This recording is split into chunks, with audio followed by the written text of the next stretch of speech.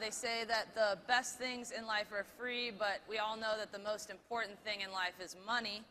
And this guy knows quite a bit about it. So please welcome to the stage Bill Reddy from Braintree and our moderator, Kim-Mai Cutler.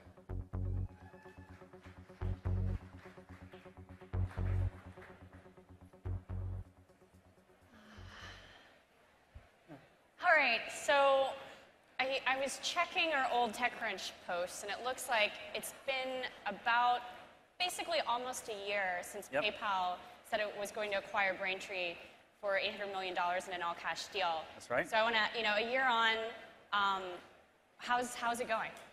It's gone really, really well. Yeah. A big part of the premise for us when we came together with PayPal was that we had built a bunch of things that were first in the industry around mobile payments, sort of one-touch buying experiences, these kinds of things. Yeah. That were, we were working with a bunch of the best next-generation commerce companies out there, Uber and Airbnb and others. But one of the premises for us is that we looked at it and said, even though we were doing 14 billion plus in volume then, we could take it to a much larger audience and build a lot of products that we would have had a harder time building on our own. And so our premise was always to go enable really easy access to the most sophisticated payment tools in the world. And a lot of those exist within PayPal, so the opportunity to go start open those up to the rest of the world was really exciting then. And a year later, we launched our V0 SDK a few months ago that was had PayPal included and lots of other things that are fulfilling that premise. So it's been really good. And this is your fourth company, right? Fourth startup I've been a part of, yeah. And how is that different at this point in your career versus like some of the earlier ones that you did? Well, I think one of the things that was interesting about this, having done it a few times before, spent a lot of time on the front end of this making sure that we really had strong alignment around vision and where we wanted to go.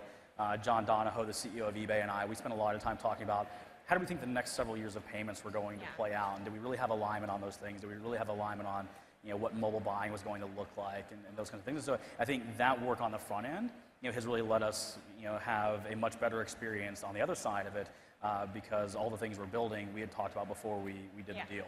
Yeah, and speaking of making mobile payments easier, there's something that you've wanted to announce on stage today, right? That's right. So the one-touch buying experience that we had started with Venmo Touch and then put in beta with PayPal a few weeks ago, we're now making it generally available.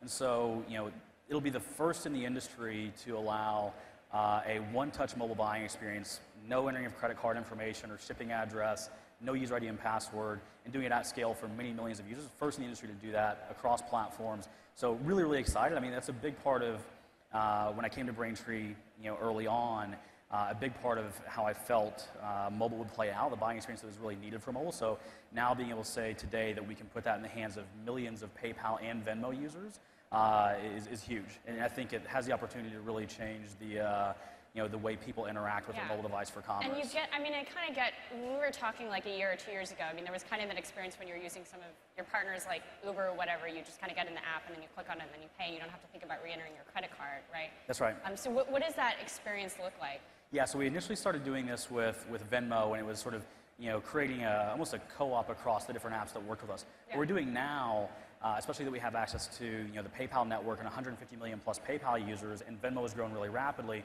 We've made it so it's an even cleaner experience where there's a fast switch to either the PayPal or Venmo app that lets you pay in a single touch, which we have a video of. That, can we roll the video? Will this work?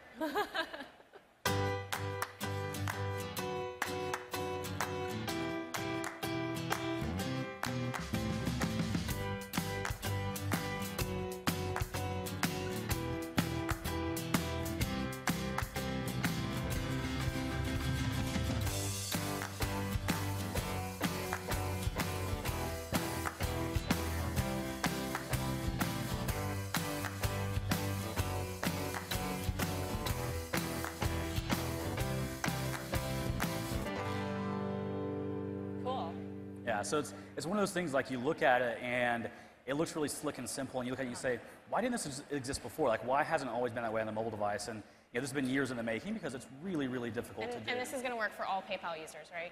Yeah, so as of today, we're making it generally available, and so anybody with a PayPal mobile app will have access to this. And so yeah, very, very exciting news, and like I said, I think it has the opportunity to make it so that couple of years from now, it'll already be the case that this is the default way that you buy on a mobile device. And the other key thing that you want to announce is that you guys are now allowing merchants to accept Bitcoin. So one of the things that we have always done is given really easy access to sophisticated payment tools, right? That was the premise of Braintree from the very beginning. And so that started with one-touch payments, mobile payments, foreign currency, all these things. And I think one of the more interesting things happening in the space now is Bitcoin. And as somebody that's worked with the payment ecosystem directly and seen a lot of what is broken around the underlying payments ecosystem, I think Bitcoin, especially the Bitcoin, as you think about it as a protocol, has the opportunity to address a lot of that. So yes, today we're announcing PayPal's first foray into Bitcoin, where we have on the Braintree platform, we're partnering with Coinbase. Yeah. And over the coming months, we'll start allowing our merchants to seamlessly accept Bitcoin. That'll be via the V0 SDK that we announced a couple of months ago, so that merchants can easily accept it. Literally like sort of flipping a switch and adding a couple lines of code, merchants will be able to accept Bitcoin via our Coinbase partnership. And then on the consumer side, it'll be a slick experience, again, part of our V0 SDK, where the Coinbase wallet will be easily presented for consumers to pay in a highly adaptive, mobile-optimized experience. So, I mean, when did your personal interest or first interest in Bitcoin start? So I've been tracking it for a long time. Of the 4 startups I've done, they've all been sort of fintech or payments. Right.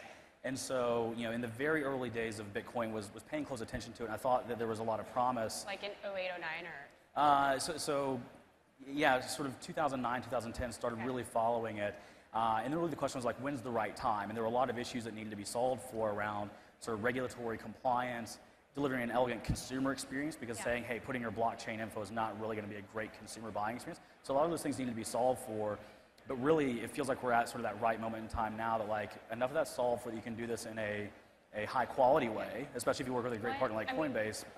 But we're still sort of in the early innings where there's a lot of growth yet to happen. What made it the right time now? Was it just looking at some of the other large merchants that were being signed, or the sheer volume of wallets? I think it's sort of the right sort of confluence of several factors. One being that you have reputable providers like Coinbase are solving for regulatory issues, a high quality consumer experience where you can, there's a wallet for these, so you're not entering in blockchain information.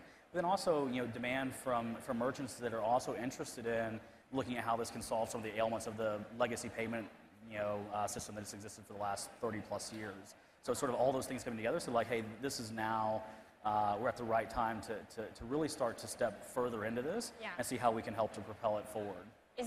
So is this just Braintree accepting Bitcoin, or is this PayPal? So this will be PayPal's first foray into Bitcoin. It's via the Braintree platform, which is really the primary developer platform within PayPal now. So it's not just a Braintree move. It's at PayPal we're looking at this, and John Donahoe, who's CEO of eBay, has publicly said that he's very interested in Bitcoin, watching it closely. And so this, for PayPal is our first move to really embrace Bitcoin. But it's via the Braintree platform. Does this mean some of your bigger partners like Airbnb are going to start accepting, start handling transactions in Bitcoin? So we don't have any specific merchants that we're announcing yet. In fact, we're going to start enabling this for our merchants over the coming months. Okay. But we do expect that lots of our most interesting merchants are going to be heavily interested. There's a lot of how this came together is that we're hearing that from them already, that they had interest in this. So we think both the one-touch mobile payments that we announced, as well as Bitcoin is going to be high interest to a lot of merchants over the coming months. Okay, great. Yeah. Well, thank you so much for appearing on stage with me. Yeah, excellent. Thanks, Kim-Mai.